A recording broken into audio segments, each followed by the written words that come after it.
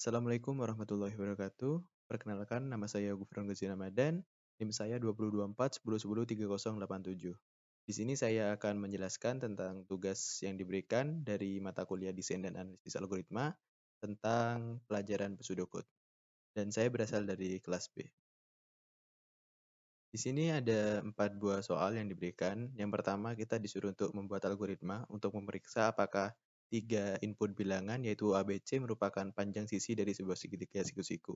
Kemudian kita suruh menyatakan algoritma tersebut dalam bentuk pseudocode. Di sini saya sudah membuat algoritmanya. Saya namai dengan algoritma segitiga siku-siku dengan input berupa array. Ini fungsinya untuk mengecek 3 buah nilai apakah merupakan sebuah sisi dari segitiga siku-siku atau bukan. Kemudian inputnya menggunakan array dengan indeks bilangan asli. Kemudian outputnya ya untuk mengetahui apakah 3 buah nilai dalam array tersebut merupakan segitiga siku-siku atau tidak.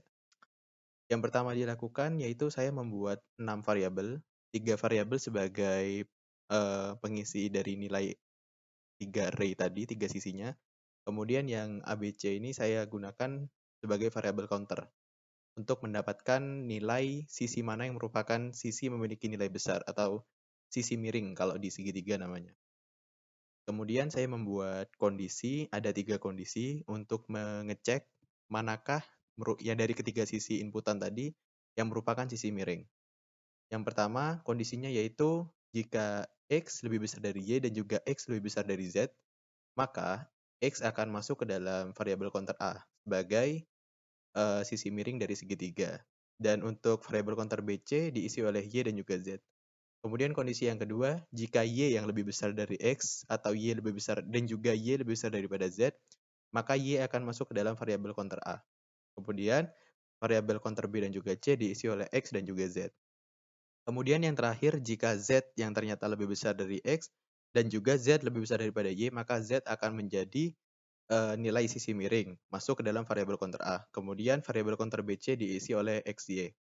Kemudian yang terakhir, saya membuat kondisi. Kondisi lagi, dan kondisi ini untuk mendapatkan hasil output dari algoritma ini. Apakah menghasilkan true?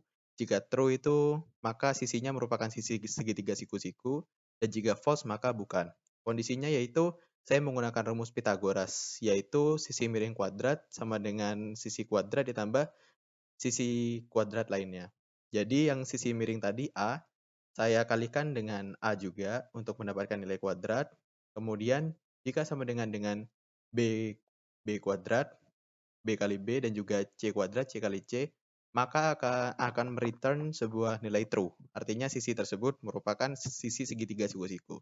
Dan jika bukan, maka akan menjalankan baris kode di bawahnya, yaitu else return false. Yang artinya false itu sisi tersebut bukan sisi segitiga siku-siku. Kemudian lanjut pada nomor 2. Di sini kita suruh membuat algoritma lagi, tapi kali ini untuk mencari range selisih antara bilangan terbesar dan juga terkecil dari sebuah array. Kemudian sama disuruh menyatakan dalam algoritma pseudocode. Di sini saya juga sudah membuat, saya kasih nama algoritmanya selisih max-min dengan input array juga. Ini ada tujuannya yaitu mencari selisih dari nilai terbesar dan terkecil dalam sebuah array. Kemudian inputannya yaitu sebuah array sama dengan tadi menggunakan bilangan asli, kemudian outputnya adalah untuk mengetahui selisih nilai terbesar dan terkecil dalam sebuah array. Yang pertama saya membuat 3 variabel, yaitu ada nmax, nmin, dan hasil. Untuk nmax dan nmin saya isi array dengan indeks ke 0. Jadi bilangan pertama dalam array saya masukkan ke dua variabel ini sama. Kemudian di hasil saya isi dengan selisih dari nmax dan nmin. Setelah menjalankan kode di bawahnya, yaitu saya menggunakan 2 perulangan. Perulangan pertama yaitu untuk mencari nilai nmax, bilangan terbesar dari sebuah array. Saya melakukan for dengan menggunakan variabel i sebagai variabel penghitung perulangannya dan diulang sebanyak range dari array tersebut. Kemudian di bawahnya saya buat kondisi jika array dengan indeks i, perulangan pertama yaitu indeks pertama lebih besar daripada nmax, nmax tadi yang indeks ke 0, maka nmax akan berubah menjadi array dengan indeks perulangan i tadi. Dan itu akan berulang seterusnya hingga mendapatkan nilai terbesar. Dan yang dijalankan for-nya itu kan sebanyak dari panjang array-nya. Jadi jika panjang array-nya 4, maka perulangannya 4. Nah, setelah di akhir 4 tadi itu, maka nanti akan mendapatkan nilai terbesarnya. Karena jika misalnya dalam perjalanan itu ditemukan lebih kecil, maka tidak akan masuk ke dalam variabel nmax. Dan jika lebih besar, ya maka akan masuk ke nmax. Dan yang kedua, saya melakukan for tapi dengan sebaliknya. Sama, saya menggunakan perulangan menggunakan variabel i dengan panjang perulangannya dengan range dari array tersebut. Kemudian di sini kondisinya berbeda. Jika array indeks ke i, yaitu indeks pertama, lebih kecil daripada nmin sama array indeks ke 0, maka nmin tadi akan digantikan langsung oleh array indeks i tadi. Begitu seterusnya perulangannya sampai dengan panjang dari isi array tersebut. Dan akan mendapatkan nilai terkecil dari array yang sudah di-input. Dan yang terakhir, saya akan mereturn variabel hasil. Karena variabel hasil sudah jelas berubah nilainya setelah terjadi perulangan tadi pada variabel nmax dan juga nmin. Dan itu akan menghasilkan output yang diinginkan dari algoritma selisih maksimal dan juga minimal dalam sebuah inputan array. Kemudian lanjut pada nomor 3. Di sini sudah disediakan sebuah pseudocode.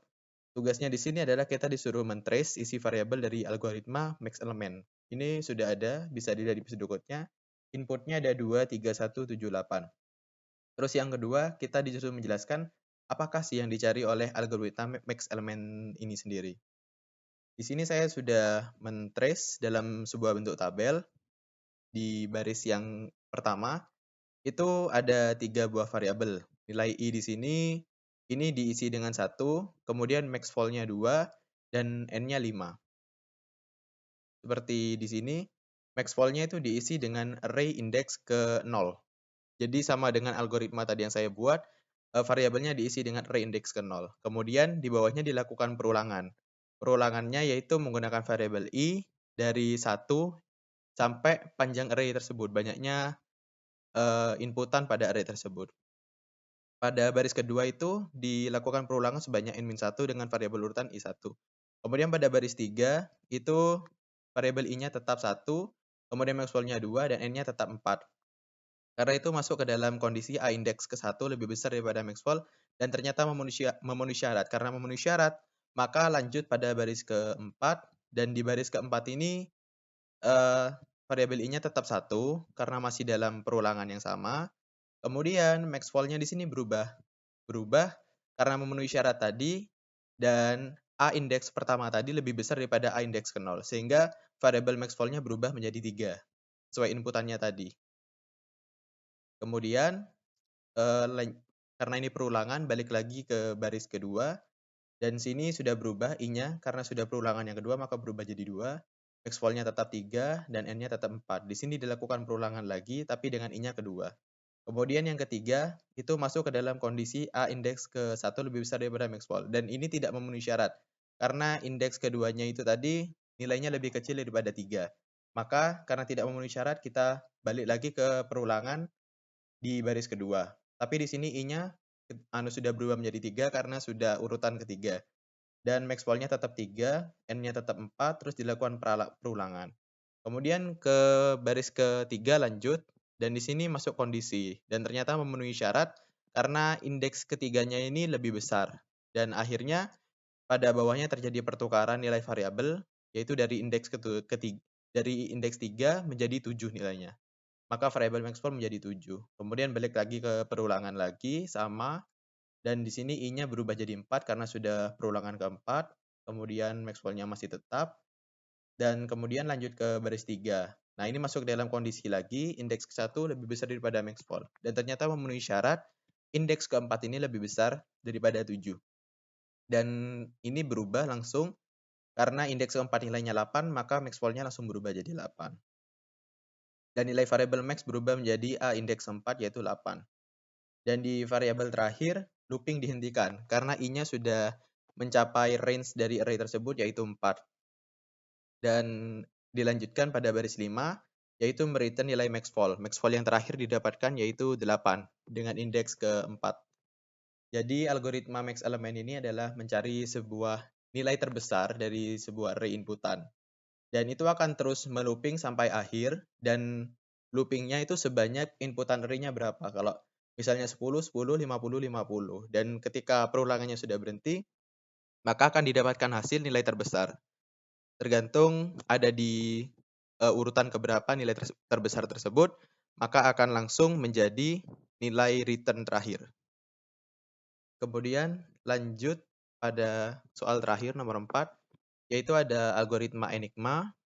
Ya sama, cuma di sini trace-nya menggunakan inputan matriks. Jadi inputannya menggunakan array 2 dimensi karena matriks. Dan yang terakhir juga suruh sama jelaskan apakah yang dicari oleh algoritma Enigma. Dan di sini saya juga sudah mentrace.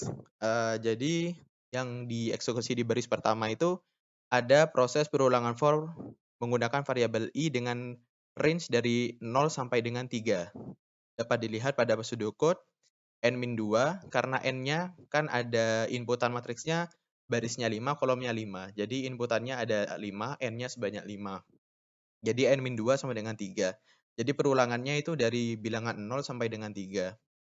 Kemudian di baris kedua itu terjadi perulangan lagi, dan di situ perulangannya itu menggunakan variabel j. Kalau di awal tadi menggunakan i, sekarang j, dan range-nya yaitu i plus 1, i plus 1 yang di for kan 1. Jadi ditambah 1 jadi 1. Dimulainya dari 1 sampai dengan n-1, n-nya 5, 4. Jadi range-nya 1 sampai dengan 4. Kemudian di baris 3, ini masuk ke dalam kondisi matriks. Jika A indeks ij tidak sama dengan indeks ji, dan jika memenuhi syarat itu akan return false, dan jika eh, tidak memenuhi syarat maka akan balik lagi ke perulangan.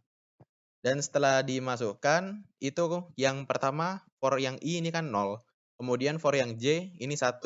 Jadi nilai i itu 0 dan nilai j-nya 1. Jadi A indeks 0,1, jadi di matriksnya tuh posisinya di titik 0,1, kemudian yang indeksnya apakah tidak sama dengan 1,0, dan itu ternyata memenuhi syarat karena kondisinya tidak sama. Karena sudah tidak sama, maka itu sudah memenuhi syarat dan langsung lanjut ke baris 4. Yaitu dilakukan pengakhiran program dengan return false karena matriks A indeks 0,1 yaitu dengan nilai 6 tidak sama dengan matriks A indeks 1,0 yaitu 4. Dan ini adalah hasil dari output trace yang sudah saya lakukan dengan inputan variabel matriks tadi, yang sudah diberikan di soal. Jadi Enigma ini adalah algoritma yang digunakan untuk mengetahui inputan matriks dengan urutan perulangan eh, perulangan i, j, apakah tidak sama. Harusnya sama sih, kalau ini return-nya true, jadi yang ditarik yang sama. Jika i, j sama dengan j, i, maka itu return-nya true, karena yang dicari itu. Karena pola matriksnya di kolom 0,1 dan di kolom 1,0 itu harus sama. Jadi kalau di perulangan tersebut sebanyak array-nya, jika ada 5 kolom berarti ada 5 kali, dan selama 5 itu jika sama semua dibandingkannya, maka itu akan return true. Tapi jika tidak sama, seperti yang terjadi di sini, 6 dan juga 4 itu merupakan nilai berbeda, maka akan return langsung false. Itu adalah fungsi dari algoritma Enigma, yaitu mencari kecocokan baris dan kolom matriks jika dibalik koordinatnya. Misalnya 0,1 kalau sama dengan 1,0 maka ya benar yang dicari, nilainya true. Tapi kalau misalnya langsung tidak sama berarti akan return false. Itu adalah fungsi dari algoritma Enigma. Dan ini saya sudah membuat sebuah codingan pseudocode Enigma tadi. Saya coba implementasikan ke dalam codingan Python. Yang di sini saya membuat matriks, yaitu inputannya tadi menggunakan array 2 dimensi. Saya sudah masukkan sesuai dengan di soal. Kemudian saya membuat fungsi dengan nama Enigma, yaitu algoritma ini dengan parameter n. Kemudian saya lakukan perulangan dengan ya range dari matriksnya tersebut dengan i. Kemudian saya lakukan perulangan juga dengan j. Kemudian saya melakukan print untuk men-trace nilai apa yang menyebabkan keadaan false atau true dengan inputan ini. Dan saya akan menjalankannya. Dan di sini didapatkan kita berhenti di 6 dan 4. Berarti setelah 6 dan 4 ini tidak ada lagi di bawahnya, tidak dilakukan perulangan karena sudah mereturn false. 6 dan 4 merupakan bilangan yang berbeda. Dan jika misalnya yang keluar 6 dan 6, maka akan dilakukan terus perulangan sampai akhir, sampai mendapatkan nilai false. Dan jika sampai akhir memang sama semua, maka nilainya true. Ini adalah alur kerja dari algoritma Enigma untuk mengecek eh, koordinat matriks mungkin dari kolom dan juga baris. Itu fungsi dari algoritma Enigma. Jadi mungkin sekian presentasi tugas yang dapat saya lakukan. Jika ada penjelasan yang kurang jelas atau mungkin kurang berkenan, saya mohon maaf sebesar-besarnya. Wabillahi taufiq wal hidayah. Wassalamualaikum warahmatullahi wabarakatuh.